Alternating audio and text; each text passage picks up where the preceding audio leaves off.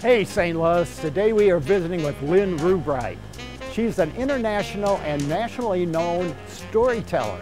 So hang around for Going Like 60. Coming right up.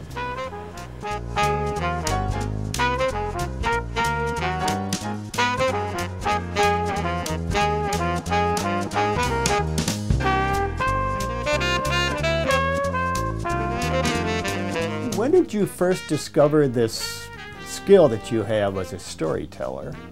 When my kids were little, when Danny and Teddy were about 1 and 3 or 2 and 4. That's what I did for my own sanity, but it was such a joyful, fun thing to stumble on it. And I have the very specific moment that I remember when it all like, oh my goodness, I can do this. Not for a living, not professionally back then when they were little, but to entertain them and to engage them in story themselves.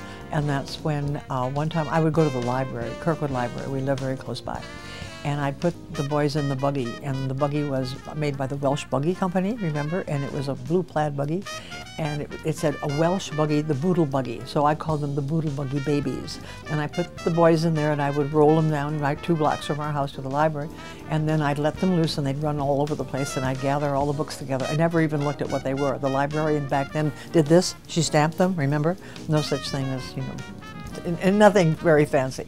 And then we piled the kids and the books back in the buggy and take them home, and then blessedly it was nap time. So after their peanut butter, of course back then everybody ate peanut butter. You didn't have to worry about your kid, you know, having a terrible allergy. I mean, maybe kids did back then, but we never, you know, knew about it. So peanut butter and jelly, and they took their naps.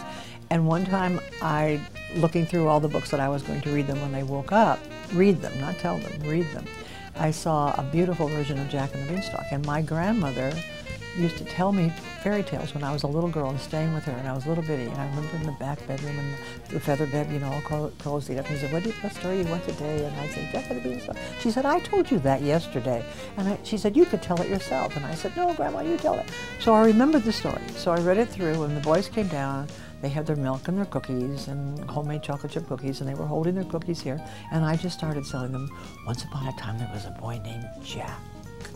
He and his mother lived in a little shack, and they didn't have any money at all. And I just went on, and they never let go of their cookie, but it melted into the bottom of the glass, and they just said, tell it again, Mommy. And that was the moment. I thought, oh, I can tell them stories, and I don't have to read them stories. And then we acted it out, and we would play, and that was the beginning. What was it like growing up in Chicago? Was there family that told stories around the kitchen table? I was born in Chicago, but this was back when I was a little, World War II, you know, my daddy growing up. He was traveling with the State Department. He didn't go overseas, but I went to 8 grade schools in 8 years. And then we'd come back to Chicago and stay with my grandmother while he was out, you know, arranging wherever else he was going next, and then my mother would follow, and then I would follow in the train with my little sister, and so it was just chaotic. So I have great memories of Chicago in the 2-flat on Wellington Avenue that my grandmother lived in with my Uncle Charlie, who wasn't married until much later in his life, and that's where I would stay. And so I have good adventures of going to the lake as a little girl, and I just have wonderful memories of Chicago. I have one favorite story called Uncle Charlie's Long Red Underwear, based on just doing the laundry with my grandmother down in the basement and hanging it up on the old pulley, you know, the old pulley rope, and freezing solid, and we'd bring the long underwear in, and I danced with Uncle Charlie's frozen long underwear on the back porch. So I have good memories of Chicago. Now Lynn, your husband, Bob, is a writer, and he's a motivational speaker, and I know you are a writer and educator as well. Do the two of you ever work together on projects? You know what? We team up in the sense that we're partners, and we help each other do our work separately. We have done some things together. We've done some workshops together up in Wisconsin, week-long workshops on storytelling, and then he would do like creative writing with them, or I'd get them, adults, motivated and telling their own family stories, and he would help with the editing process. And so we have teamed up a little bit, but mostly he writes on walking and hiking and am very interested in restaurants. So I go eat wherever he's interested in writing about a restaurant, and we walk together all the time. Walking is one of our passionate pastimes. So I read what he writes. He's a wonderful writer, but I have kind of an eye that'll say, no, that's too much on that, not enough on this. And he's a brilliant editor, so he edits the work that I write. So we work together closely, but basically he does his thing and I do mine. How did you get involved with Mama's Window? That evolved out of a grant that the Missouri Arts Council granted me to do a program called Oh Freedom After While at the Missouri Historical Society, and it was a story about the sharecropper protest in southeast Missouri in 1939, and a woman named Fanny Cook, who was a St. Louis author and painter and writer and social activist. And she became involved with the sharecroppers down in southeast Missouri when they protested and walked off the land to demonstrate the terrible conditions of living in sharecroppers' cabins and being really robbed of the money that was due them at the end of the year when they were to get their due after working all year long. And she was so horrified by what she saw and became very involved with a preacher, an African-American preacher named Reverend Owen Whitfield, and his wife Zella, and they had 15 children, not all of whom lived, but most of them did, and there's still maybe 6 that are still living today who have become very close friends of mine.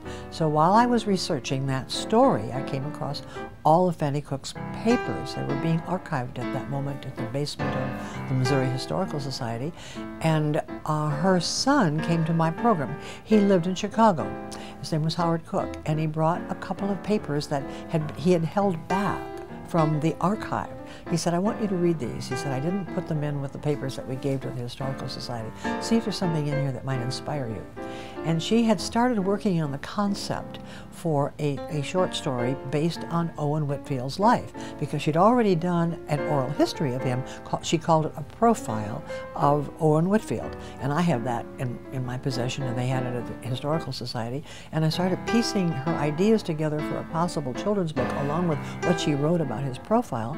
And then Robert and I traveled down to Arkansas, northwest Arkansas, where he was born in Jonestown, Mississippi, and just did probably 5 years of research, and then came across more data about his life. And I thought, well, I'll write that book about historical fiction about his life, Owen Whitfield's life, as he might have lived in that corner of Arkansas when he was a little boy. So I was inspired by the writings of Fanny Cook, and then interviewed all of Owen Whitfield's family, and out of it came this historical novel. I used as a very close resource person Patricia McKissick to help me with that. She's probably, I would say, the best known African-American writer of children's literature, along with her husband Fred, in the world. She's well over 100 books, and with many, many honors, and she's a good friend because she had Danny Rubright in 8th grade. She was the English teacher at NYFER, and Danny was her student, and I went to student conferences. It was before she became a writer, per se. And so we just continued our friendship. Lynn, you're a tremendous storyteller, but you also have that gift of vitality and wellness. Where does that come from?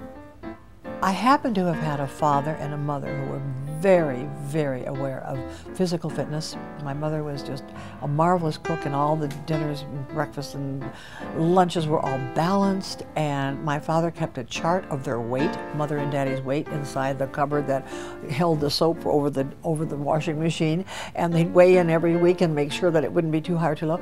My memories of my father are when I'd come down in the morning, he'd be doing sit-ups and push-ups. I mean, he was an athlete. So I was so lucky that my sister and I, well, she's 4 years younger, and I grew up with this passion for wellness.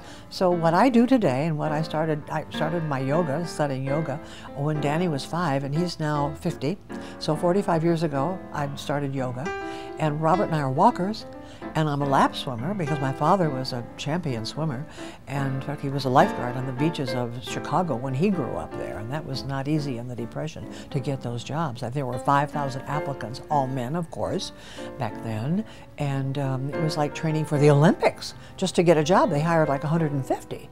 And he was a lifeguard on the Chicago beaches, and boy, I just totally respected my dad, and so I just grew up with physical fitness. But I think a lot of the boomers already have that. They're already running, and they're walking, and they're doing yoga, and they're doing Tai Chi, and they're doing Pilates, and they're doing stuff, I think, across the board. On the other hand, you look at the other side of that coin, and then we have this really serious problem with obesity, really serious in this country. So I would encourage anybody who might be listening, who might be a little bit, medium, or just a tiny bit, or too much overweight, get yourself to Weight Watchers, which I do and I love. And I just started that maybe 6, 7 months ago because I found my weight creeping up, and I thought, I don't like this. I don't like what's going on here. And I don't have the discipline like my dad did to just say, you just don't eat that.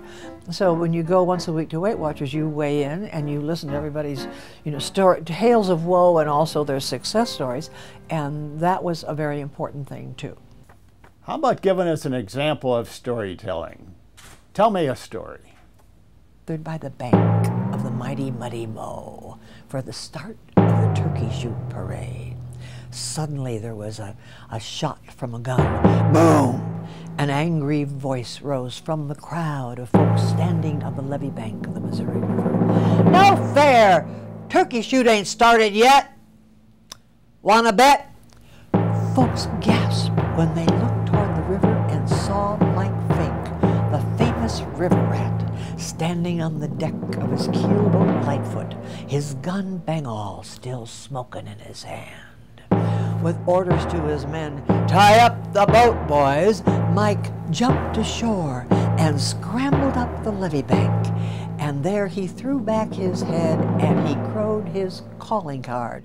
I'm a ring-tailed roarer, I'm a salt river squealer, I'm full of river snags and red-hot snapping turtle. And I can outshoot, outfight, outkill, out-eat anybody, either side of the river, from New Orleans all the way up to St. Louis and back again. Well, it goes on. So if you see Lynn Rubright, storyteller, out and about, just give her a wave and a holler and yell out, "Hey Lynn, you are going like 60. So until the next time, this is Ray Killebrew with STL TV.